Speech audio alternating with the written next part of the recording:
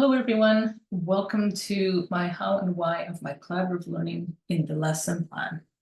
So I'm just going to screen share and get started.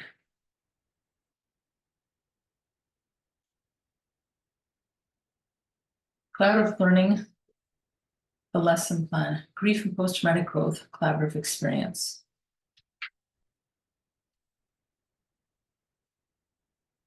This is a table of contents that I'll be working through as I perform this presentation. And if anybody has questions at the end, we can share that after we've worked through the presentation, but this is the contents that we'll be going through in this presentation.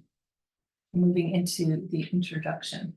So to say hi, I'm Anita Hubbard. I'm a life and a grief coach who is here today to explain the how and the why of collaborative learning in my lesson plan called the Grief and Post-Traumatic Growth Collaborative Experience.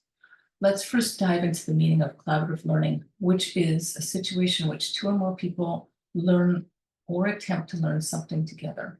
Unlike individual learning, people engage in collaborative learning capitalized on one another's resources and skills. More specifically, collaborative learning is based on the model that knowledge can be created within a population where members actively interact by sharing experiences and take on asymmetrical roles.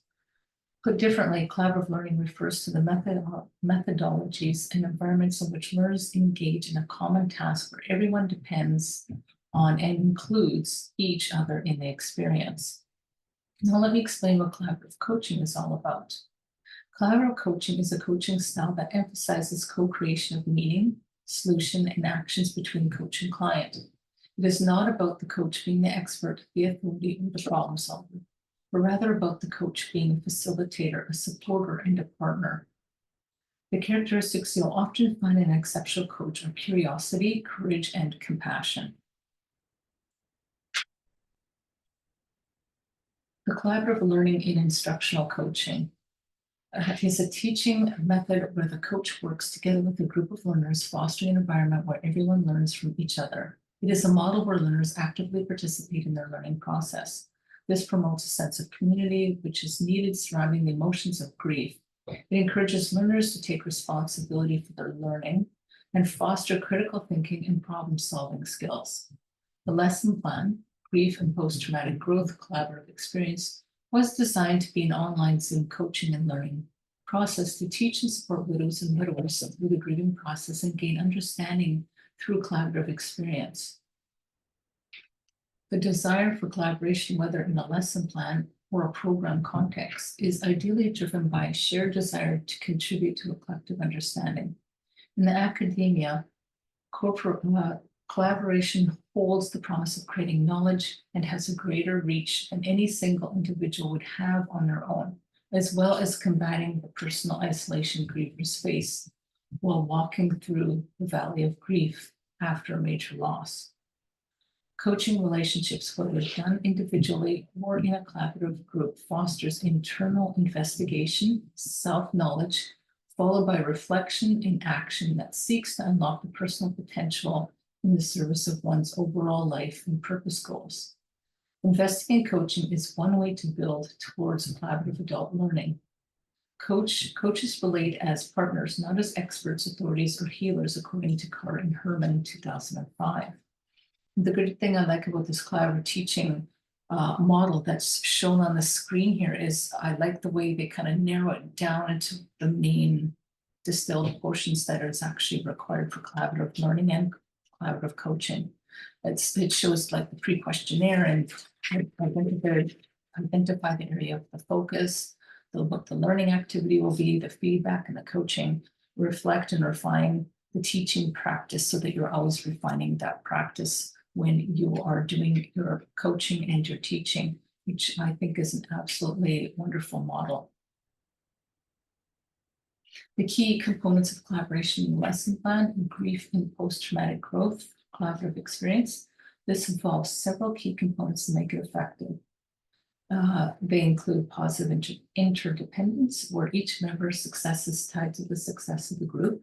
Individual accountability, where each member is responsible for their learning in order to move through the components of the lesson plan effectively.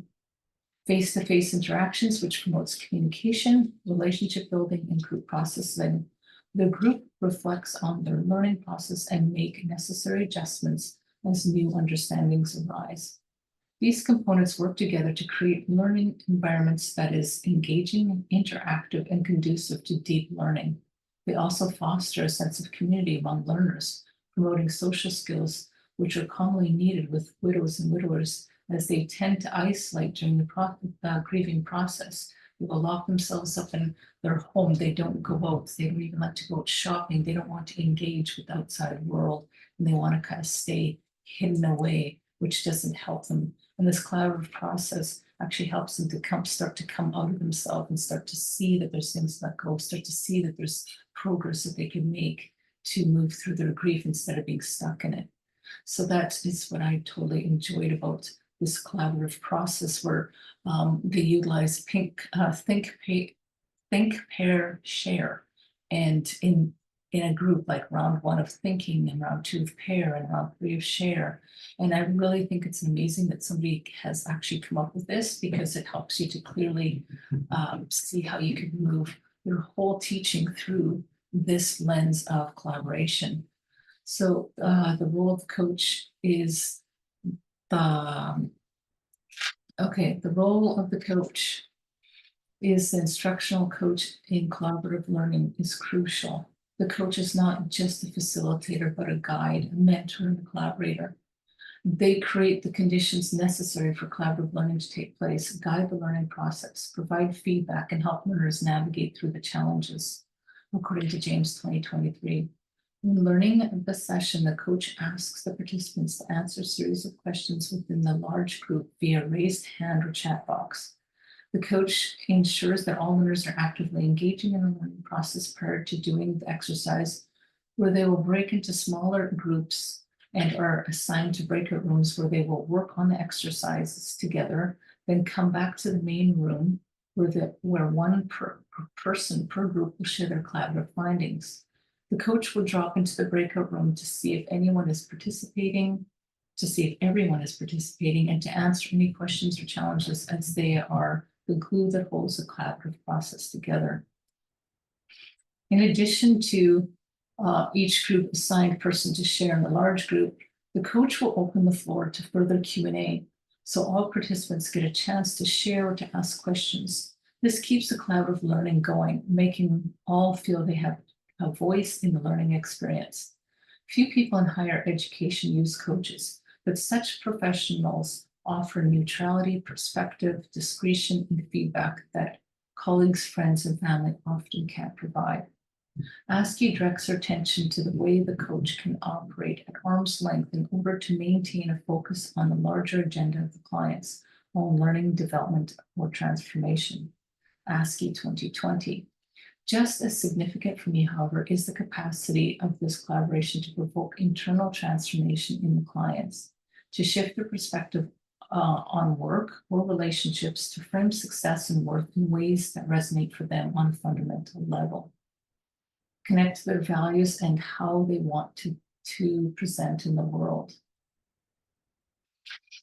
Which all begins with creating a safe, supportive learning environment if you truly want widows and widowers to share openly and to share and be transparent and to work together and to collaborate together. There has to be a level of comfort there, and there has to be, the space has to be created for safety and support.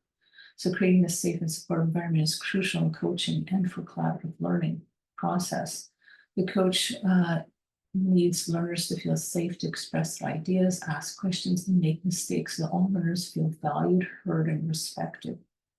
As a coach, it is my duty to provide the necessary resources, such as relevant materials, facilitating the group activities, provide guidance and support where necessary, to create a safe and effective collaborative learning environment.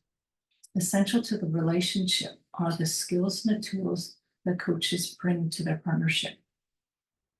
With listening without judgment, observation in the classroom, describing what is seen, use techniques to build trust within the coaching relationships, honor confidentiality, support group reflections using open-ended questions, elicit solutions and strategies from the person being coached, use data to set goals, analyze issues, and measure success. Carr Perman, 2005.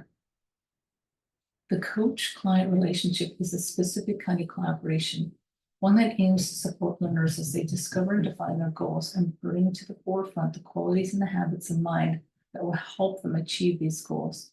The unique nature of this collaboration is that by working intentionally on the client's values, their habits of mind, and the articulation of their goals, the outcome of the partnership often results in greater personal and professional mastery, ease, and comfort, according to ASCII 2020. I'm drawn to the idea of the coaching as collaborative practice in part because it enables a kind of deep work on both personal front and scholarly front that resists the trend towards quantification as the only valid means of assessment. I also see my own experience reflected in the research that indicates that the process-driven and recursive nature of coaching conversations itself leads to change in internal landscapes rather than existing solely in order to serve the purpose of an institution or a workplace. Now moving to the next biggest thing that's important is setting clear expectations. Setting the clear expectations is another important strategy for implementing cloud learning. The coach needs to clearly communicate what is expected of participants, both individually and as a group. This includes setting clear learning objectives, which I lay out my lesson plan.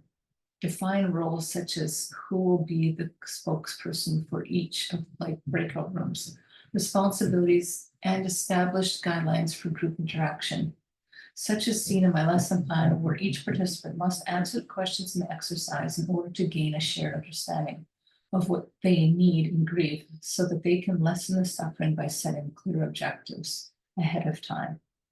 Most of the people I coach are eager to approach the coaching collaboration as well as its desired outcomes in alignment with their Christian principles and commitments. They also seek to engage with me as a fellow widow and a Christian in the coaching relationship. For me, this primarily involves a shared understanding that our coaching collaboration aims to put into practice a shared space of transparency, honesty, and confidentiality. The coaching collaboration is not only about getting the work done, it is also about raising the client's awareness of the values and motivation that propel their lives and their purpose. How technology plays a role in the collaborative learning. It provides the tools and the platforms necessary for collaborative learning to take place worldwide. Platforms such as Zoom that I use in my coaching practice enhances the learning experience, making it more interactive and engaging, not only for those in my community or city, but across the country and beyond. It's not uncommon to have been a participation of a Zoom meeting when having people from the US, England, Canada, Australia, and other countries in Zoom meetings. Zoom offers a learning platform with interactive whiteboards, chat box, Q&A box, and breakout rooms to enhance collaborative learning experience. It also offers opportunities for learners to collaborate beyond the classroom, fostering a sense of community and promoting lifelong learning, engaging in discussions, shared ideas, provide feedback, and monitor feedback. I myself have in many Zoom meetings, through many teachings, many certifications, whether it be my degree or coaching certifications. This is where I've built some of the greatest friends that I still stay in touch with to this day through the collaborative processes that I had to go through to learn as a coach. And that I'd like to see go on for many, many other people as well. Now we'll get into the how of the lesson plan. The small group discussions add to the collaborative learning in my lesson plan. I set the stage for my lesson plan by having each participant introduce themselves and share one thing about their major loss that brought them to this collaborative learning session. I go first and share a brief clip of my story that leads me on the pain to purpose journey and why I do this teaching. Once each person has shared, I move on to the next set of questions. Can anyone tell us why it is important to understand and resolve grief? How might you recognize this in yourself or your family members? This way, as the coach, I establish a collaborative process where I gain an understanding of their knowledge on the topic ahead of time. And then I also set the stage to getting the collaboration going to get everybody talking. I then have the participants respond to the questions and participate in the discussion via raised hand or chat box at this point. This establishes the engagement and the interactions so they can learn together. Now we are ready for the main teaching on the concepts of unresolved grief that stops post-traumatic growth.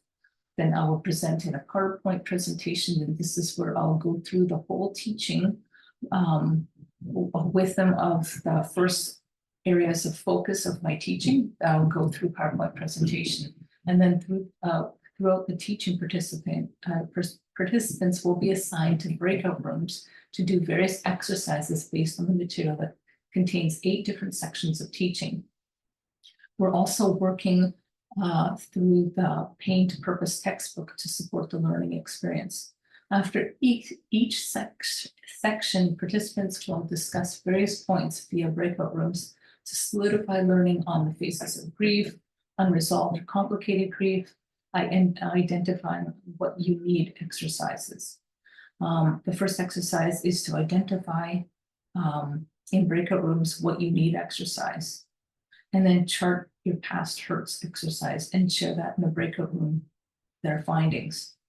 All are to participate in discussion and answer the questions from each exercise. As a coach, I'll drop into each breakout room to answer any questions or challenges they may have. After the timer has gone off and everyone returns to the main group, where one member per group breakout room will share with the whole class the findings and understandings of the group. I'll open the floor for questions and answers to be sure that everyone's had an opportunity to be heard, understood, and supported before moving on to the next section of my teaching, which includes unproductive elements that hinder recovery, misinformation, letting go and holding on process, the backlog of hurts, and the power of forgiveness. The lesson plan will provide practical exercises, questions, and reflections where participants will apply their knowledge in a practical collaborative environment, thereby cultivating their practical problem-solving ability and communication ability to increase the learning experience. The coach's job is to support and enhance the collaborative learning experience with a focus on reflection, content, practice, and relationship. Coaching can help those who struggle with a major loss improve participants' learning and overall satisfaction within the collaborative learning experience.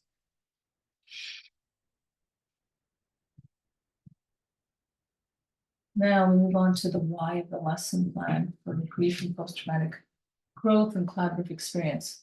Why this works: as each person listens and participates, they come to realize things about themselves they need to get through their grief, or they may come to recognize the grief myths that they believe to be true, but never realized until this teaching as it being misinformation that has kept them stuck in suffering.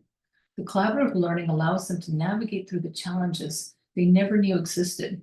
If the participants had worked through the Pain to Purpose textbook only on their own, they would have gained much understanding, but would not have gained the fullness of the learning experience without the collaborative process. The collaborative process deepens the learning experience for each of the participants. It fosters critical thinking skills as learners are encouraged to think critically and to question assumptions. When participants learn together in a group, they do not feel alone, allowing them to overcome the difficult process with the support of the group.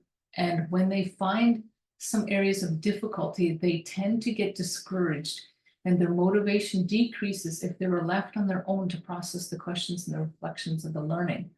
The collaborative experience helps participants process difficult areas of the grief with a renewed sense of purpose and motivation. Coaching relationships are not merely then about a transformation of productivity. Although some coaching takes place under the auspice of productivity enhancement or management, that characterization diminishes the power of the coaching collaboration to transform a person's way of being, not merely her manner or volume of doing. The potential of this practice is to have participants sit in the transformational space of personal mastery, of insight and of deep reflection, as opposed to performance management.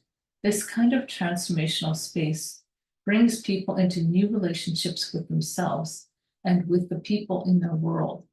These relationships and the trust they engender facilitate meaningful work with others and self, as opposed to working on the exercise or the initiative just to complete it. Setting up a coaching client partnership requires the same thoughtfulness as setting up any fruitful collaboration, rather than just emphasizing role clarity and division of responsibilities. However, the coach-client relationship foregrounds reflection and self-work as eternal to both the process and the product. Crucial for the success of this collaboration is the maximum that each person involved is naturally creative, resourceful, and whole. By signing on to this fundamental agreement, participants in the relationship pledge to take responsibility for their choices, voice their truths, and assert their thoughts into the collaborative learning process. The coaching relationship fosters a client's ability to do their work more efficiently or with more joy or focus. The primary aim of the coaching is to create space for the client to work on the most significant project of all, themselves. Work on the self, paradoxically, is rather difficult to accomplish solo. Yet it is an essential part of both personal and professional mastery.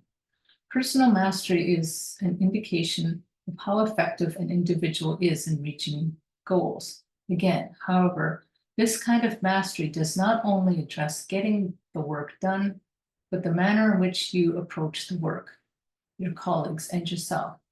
The to-be list. Reaching personal mastery, according to Askey, is a state of spiritual intelligence. Askey 2020. Spiritual intelligence speaks not to the practice of spiritual religious beliefs, but to the spiritual aptitude. It requires the development of a keen self-awareness, the alignment of vocation with purpose, the ability to view life challenges and adversity within the context of spiritual growth, and an alertness to wider patterns and connections gained through collaborative learning experience and to the collective conscious in a room that has roots in both psychology and organizational theory, according to Askey 2020. Even after the loss of my husband, home, and career, the power of having a coach see a life full of career possibilities and the promise of success for me literally brought me to tears. My coach held open the door to a space I could grow into. The significance of having someone mirror back to you the future you seek to create is especially powerful and is part of the process of evoking transformation. Having a coach as a collaborator in reflection and a way finding means that you have both an accountability partner and a sounding board who helps you direct what you glean from your reflection towards your goals. Although this process sounds simple, personal experience tells us it's not, especially if you don't have a collaborative learning experience to draw from, which aids the journey, making the process of post-traumatic growth and self-actualization become the reality and results. We all seek to obtain or to make a meaningful and deliberate effort to become the best versions of ourselves. And this is done much more easier through a collaborative process rather than a solo process. So in conclusion, the how and the why of the collaborative learning in lesson plan, grief, and post-traumatic growth collaborative experience are the nuts and bolts for the collaborative experience in terms of its questions and exercises and the teaching to create a self-directed learning environment that deepens the learning experience through collaborative coaching and learning. One of the gifts of group coaching is the opportunity for participation in collaboration to engage in self-reflection and growth. A coach can collaborate with a team in order to help the individual reap the benefits of their own natural strength, find ways they can grow, and create a work environment where they are able to capitalize on their strengths rather than seek to redress their weaknesses. Gaining insight into how we work best and familiarize ourselves with the framework and the language in which we can articulate our own strengths and weaknesses allow us individual contributors through team efforts to take responsibility for our own personal growth and development. And this, doing it through a team collaborative process, is the best way to bring about, stir things up inside of you that you didn't even know exist, just by sharing, doing exercises together, really getting into the heart of the matter, where you get an opportunity to share, where you get an opportunity to reflect, where you get an opportunity to express what's in your heart. You get an opportunity to lay it all out and look at it and assess for yourself through a collaborative process which is so beneficial if you're ever wanting to move forward through something, or to even learn any content or material. We gain so much from one another as opposed to being solo. So on that note, I just want to say that this concludes my PowerPoint presentation on my collaborative learning and teaching of my lesson plan. I hope you gained some insight from it. And these are my references that you can check out if you would like. And this totally concludes the teaching, so I'll just stop the screen sharing for any questions, and there is nobody in the room, so there is no questions. So I'm going to have you, once I post this in Moodle, answer questions and ask questions so that we can further engage in Moodle once I post this in the forum, where you can seek out what type of questions would you want to ask me that you'd want to gain further insight on collaborative coaching.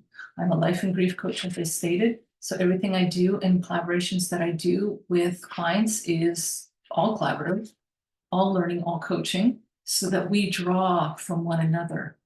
Because I may raise in somebody a question where I draw something out of them that helps them to see and view things in a light that they never seen before. But by me doing that, there's others observing.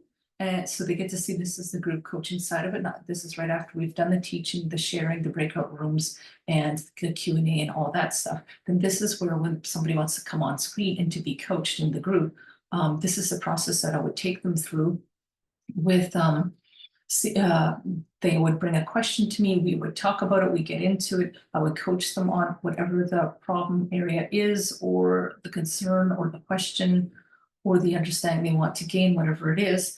I take them through a series of questions, and in their reflection, they're sharing and getting them to think, and they're sharing the information that they had in their heart. It helps others to see things that are in the group, just watching and observing within themselves that they didn't even know existed. It helps them to see things way more clearly. It helps them to engage further in their next breakout room, which there's always a few of them that we do throughout the series of the content of the teaching. So they gain so much more. So anyhow, whatever questions you have, drop in the forum and I'll answer your questions there. All right, have a lovely day, and thank you for attending my collaborative learning for my how and why of my lesson plan.